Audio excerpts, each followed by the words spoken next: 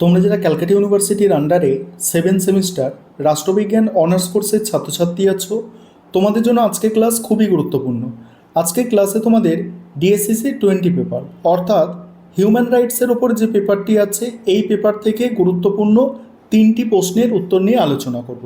প্রথম প্রশ্ন যেটা আছে, মানবাধিকারের 3টি প্রজন্মের ওপরে একটি বিস্তারিত প্রবন্ধ লেখো, বা মানবাধিকারের 3 প্রজন্মের ওপর একটি টিকা লেখো। এইভাবে প্রশ্নটা আসতে পারে 20 নম্বরে বা 10 নম্বরেও আসতে পারে। কিভাবে প্রশ্নের উত্তর গুছিয়ে লিখবে দেখো, মোস্ট ইম্পর্টেন্ট প্রশ্ন। আধুনিক গণতান্ত্রিক ব্যবস্থায় ও আন্তর্জাতিক রাজনীতিতে প্রতিটি মানুষের মর্যাদাপূর্ণ এবং স্বাধীন জীবনযাপনের জন্য মানবাধিকার অপরিহার্য একটি উপাদান। মানবাধিকার হলো সেই সকল সহজাত ও সর্বজনীন অধিকার যা জাতি, ধর্ম, বর্ণ, লিঙ্গ, জন্মস্থান নির্বিশেষে প্রতিটি মানুষের জন্মগতভাবে প্রাপ্য। অধিকারের মূল উদ্দেশ্য ও গুরুত্ব বোঝাতে গিয়ে প্রখ্যাত রাষ্ট্রবিজ্ঞানী হ্যারল্ড ল্যাস্কি বলেছেন, অধিকার হলো সমাজ জীবনের সেই সকল শর্ত যা ছাড়া কোনো ব্যক্তি সাধারণভাবে তার ব্যক্তিত্বের চরম বিকাশ ঘটাতে পারে না। সভ্যতার ক্রমবিকাশ এবং সময়ের পরিবর্তনের সাথে সাথে মানুষের রাজনৈতিক, সামাজিক ও অর্থনৈতিক চাহিদারও পরিবর্তন ঘটেছে। এর ফলে মানবাধিকারের ধারণাও ক্রমশ প্রসারিত ও সমৃদ্ধ হয়েছে। মানবাধিকারের এই বিবর্তনের ধারণাটিকে রাষ্ট্রবিজ্ঞানীরা মূলত 3টি প্রজন্মের মাধ্যমে ব্যাখ্যা করে থাকেন। এখানে হচ্ছে দেখো, মানবাধিকারের তিনটি প্রজন্ম। মানবাধিকারের বিবর্তনের ইতিহাসে মূলত 3টি পৃথক কিন্তু আন্তঃসম্পর্কযুক্ত প্রজন্মে ভাগ করা হয়।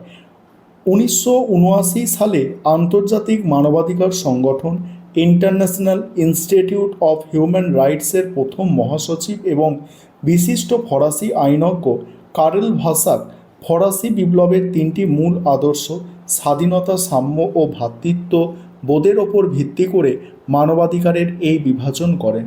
এই ধারণাটি ব্যাখ্যা করতে গিয়ে কারেল ভাসাক বলেছেন, মানবাধিকারের 3টি প্রজন্ম আসলে ফরাসি বিপ্লবের 3টি মহান আদর্শ স্বাধীনতা, সাম্য ও ভ্রাতৃত্বের এক যুগান্তকারী আইনি রূপায়ণ। নিচে এই 3টি প্রজন্ম বিস্তারিত আলোচনা করা হলো। প্রথম প্রজন্মে মানবাধিকার মূলত পৌর ও রাজনৈতিক অধিকারের সাথে ওতপ্রোতভাবে জড়িত। এই অধিকারগুলি ফরাসি বিপ্লবের স্বাধীনতার আদর্শের ওপর ভিত্তি করে গড়ে উঠেছে। অষ্টাদশ ও ঊনবিংশ শতাব্দীর স্বৈরাচারী রাষ্ট্রক্ষমতার হাত থেকে ব্যক্তির ব্যক্তিগত স্বাধীনতা রক্ষার তাগিদে এই অধিকারগুলির জন্ম হয়। এগুলিকে রাষ্ট্রবিজ্ঞানে মূলত নেতিবাচক অধিকার বলা হয়, কারণ এই অধিকারগুলি রাষ্ট্রকে ব্যক্তির স্বাধীনতার যৌক্তিক হস্তক্ষেপ করা থেকে বিরত রাখে।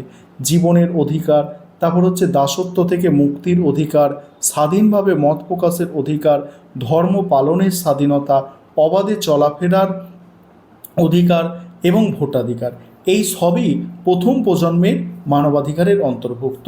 1948 সালে রাষ্ট্রপুঞ্জে মানবাধিকারের সর্বজনীন ঘোষণা 3 থেকে 21 নম্বর ধারায় এই রাজনৈতিক অধিকারগুলিকে স্বীকৃতি দেওয়া হয়েছে।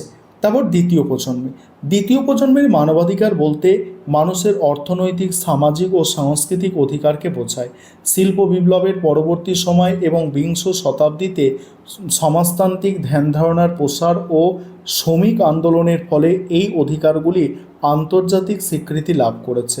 ফরাসি বিপ্লবের সাম্য আদর্শের ওপর ভিত্তি করে এই অধিকারগুলি প্রতিষ্ঠিত। এগুলি ইতিবাচক অধিকার হিসাবে পরিচিত, কারণ এই অধিকারগুলি বাস্তবায়নের জন্য রাষ্ট্রকে আইন প্রণয়ন ও আর্থিক বরাদ্দের মাধ্যমে সক্রিয় ভূমিকা পালন করতে হয়। কর্মের অধিকার, কাজের উপযুক্ত পরিবেশ, ন্যায্য মজুরি পাওয়ার অধিকার, সামাজিক নিরাপত্তা, পর্যাপ্ত স্বাস্থ্য রক্ষা, বাসস্থান এবং শিক্ষার অধিকার দ্বিতীয় প্রজন্মের প্রধান আলোচ্য বিষয়। এই অধিকারগুলি সমাজ কল্যাণমূলক ও রাষ্ট্র গঠনের ক্ষেত্রে এই অধিকারগুলির গুরুত্ব অপরিসীম, যা মানবাধিকারের সর্বজনীন ঘোষণাপত্রের 22 থেকে 27 নম্বর ধারায় বিবৃত রয়েছে বা বিধৃত রয়েছে। তারপর তৃতীয় প্রজন্মের মানবাধিকার হলো মানবাধিকারের ইতিহাসে সাম্প্রতিকতম সংযোজন, যা সংহতি বা গোষ্ঠীগত অধিকার নামে সুপরিচিত। বিংশ শতাব্দীর দ্বিতীয়ার্ধে, বিশেষ করে দ্বিতীয় বিশ্বযুদ্ধের পর উপনিবেশবাদের পতন এবং বিশ্বায়নের প্রেক্ষাপটে এই অধিকারগুলির উদ্ভব ঘটে। ফরাসি বিপ্লবে ভ্রাতৃত্ববোধ, ভ্রাতৃত্ববোধ আদর্শের ওপর ভিত্তি করে এই অধিকারগুলির জন্ম। এই অধিকারগুলি কেবল একক কোনো ব্যক্তির নয়, বরং সমগ্র মানব সমাজ, রাষ্ট্র বা নির্দিষ্ট জনসমষ্টির সাথে সম্পর্কিত। এর মধ্যে উল্লেখযোগ্য হলো নিরাপদ ও দূষণমুক্ত পরিবেশের অধিকার, আত্মনিয়ন্ত্রণের অধিকার, বিশ্ব শান্তির অধিকার, ও প্রাকৃতিক সম্পদের ওপরে জাতীয় অধিকার এবং সুস্থায়ী উন্নয়নের অধিকার। এই অধিকারগুলির বাস্তবায়নের জন্য কেবল একটি রাষ্ট্রের নিজস্ব সদিচ্ছার যথেষ্ট নয়, বরং আন্তর্জাতিক স্তরে সমস্ত রাষ্ট্রের পারস্পরিক সহযোগিতা, বোঝাপড়া ও সংহতি একান্ত প্রয়োজন। এবার উপসংহারটা আর পড়ছি না, উপসংহার দিয়ে তোমাদের প্রশ্নের উত্তর শেষ করতে হবে। এইভাবে গুছিয়ে লিখতে হবে ভালো নম্বর পাওয়ার জন্য। আর একটু ওয়ার্ড লিমিটটা মনে রাখবে যে তোমাদের 20 নম্বরের প্রশ্ন 500 শব্দের মধ্যে লিখতে হবে, 5 নম্বরের প্রশ্ন 100, 10 নম্বরের প্রশ্ন 150। সেখানে তুমি একটু কম বেশি করতে পারো। যদি অধিক বড় লেখো বা খুব ছোট লেখো সেক্ষেত্রে কিন্তু নম্বর অনেকটাই কমে। ঠিক আছে, পলিটিক্যাল সায়েন্সে ওয়ার্ড লিমিটটা খুব ম্যাটার করে। এবারে 5 বা 10 নম্বরের আজকে ক্লাসে দুটো প্রশ্নের উত্তর নিয়ে আলোচনা করব। সেখানে প্রথম প্রশ্ন থাকছে যে রাষ্ট্রসংঘে মানবাধিকার কমিশনের ভূমিকার ওপর একটি টিকা। তবে এই দুটি প্রশ্নের উত্তর নিয়ে আলোচনা করার আগে একটি বিষয় তোমাদের বলবো। তোমাদের জন্য অনলাইন কোচিং ক্লাস চলছে। তোমরা যদি কেউ পেড ব্যাচে অ্যাডমিশন নিতে ইচ্ছুক থাকো বা আমাদের থেকে পিডিএফ নোটস অর্থাৎ স্টাডি মেটেরিয়াল পারচেস করতে চাও, তাহলে তোমরা স্ক্রিনে দেওয়া নম্বরে যোগাযোগ করতে পারো। আর আমাদের পেড ব্যাচে অনলাইন ক্লাস কিন্তু সপ্তাহে 3 দিন করে হয় এবং তার সঙ্গে গুগল মিটে লাইভ ক্লাস থাকে আমাদের। ঠিক আছে, দেখে নাও।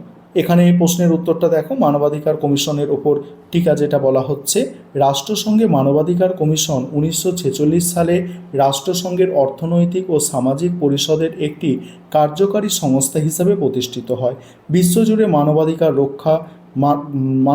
রক্ষা, প্রসার এবং আন্তর্জাতিক আইন প্রণয়নের ক্ষেত্রে এই কমিশনের ঐতিহাসিক ভূমিকা অপরিসীম।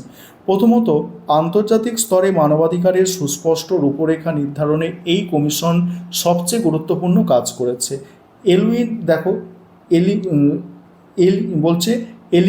এলিনর রুজভেল্টের সভাপতিতে, এটা এলিনর নাও বলতে পারো, ঠিক আছে, রুজভেল্ট, ঠিক আছে, রুজভেল্টের সভাপতিত্বে এই কমিশন 1948 সালের ঐতিহাসিক মানবাধিকারের সর্বজনীন ঘোষণাপত্র তৈরি করে, যা আধুনিক মানবাধিকারের মূল ভিত্তি হিসাবে পরিচিত।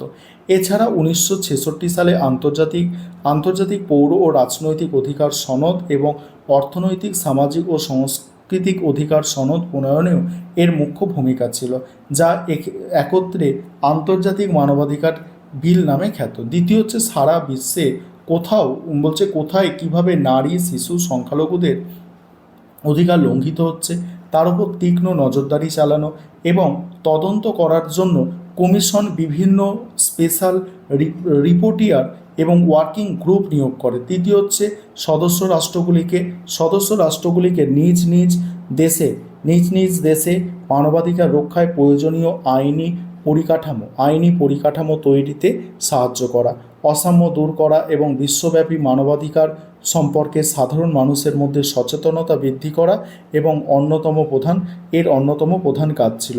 তবে পরবর্তীকালে এই কমিশনের কার্যকারিতা এবং সদস্য রাষ্ট্রগুলির মানবাধিকার রেকর্ড নিয়ে কিছু রাজনৈতিক পক্ষপাতিত্বের সমালোচনা দেখা দেওয়ায় একে আরও শক্তিশালী, নিরপেক্ষ এবং কার্যকর করার উদ্দেশ্যে 2006 সালে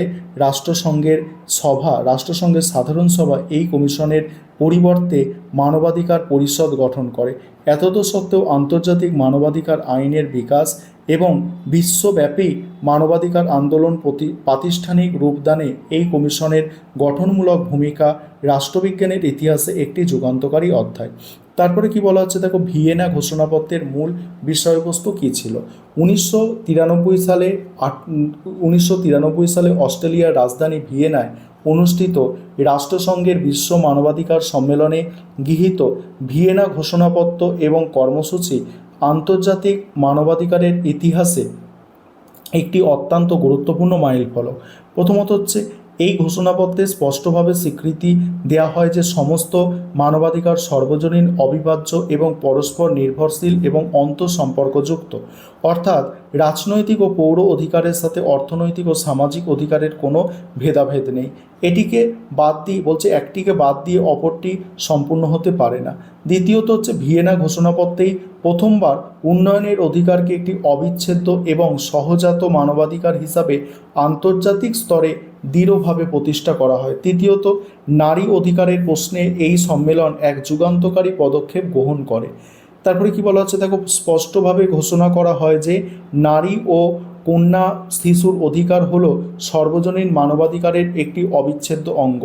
নারীদের ওপর হওয়া লিঙ্গভিত্তিক সহিংসতা ও বৈষম্য দূর করার ওপরে এখানে বিশেষ জোর দেওয়া হয়। চতুর্থ, আদিবাসী সম্প্রদায়, সংখ্যালঘু জাতিগোষ্ঠী, শিশু এবং শারীরিক ও মানসিকভাবে বিশেষ ক্ষমতাসম্পন্ন মানুষদের অধিকার সুরক্ষার বিষয়টিও এই ঘোষণাপত্রে জোরালোভাবে তুলে ধরা হয়। পঞ্চমত, মানবাধিকার লঙ্ঘনের ঘটনাগুলি বিশ্বজুড়ে কঠোরভাবে মোকাবিলা করার জন্য রাষ্ট্রসংঘের পরিকাঠামোকে শক্তিশালী করার প্রস্তাব দেওয়া হয়, যার ফলস্বরূপ রাষ্ট্রসংঘে মানবাধিকার বিষয়ক হাই কমিশনের পদ সৃষ্টি করা হয়। পরিশেষে বলা যায়, স্নায়ুযুদ্ধ পরবর্তী বিশ্ব ব্যবস্থায় গণতন্ত্র, উন্নয়ন এবং মানবাধিকার যে পরস্পরের পরিপূরক, ভিয়েনা ঘোষণাপত্রে সেই সত্যকেই আন্তর্জাতিক আইনের মঞ্চে অত্যন্ত সুনির্দিষ্ট ও শক্তিশালী ভিত্তির ওপরে দাঁড় করিয়েছিল। এই ছিল তোমাদের আজকের ক্লাস।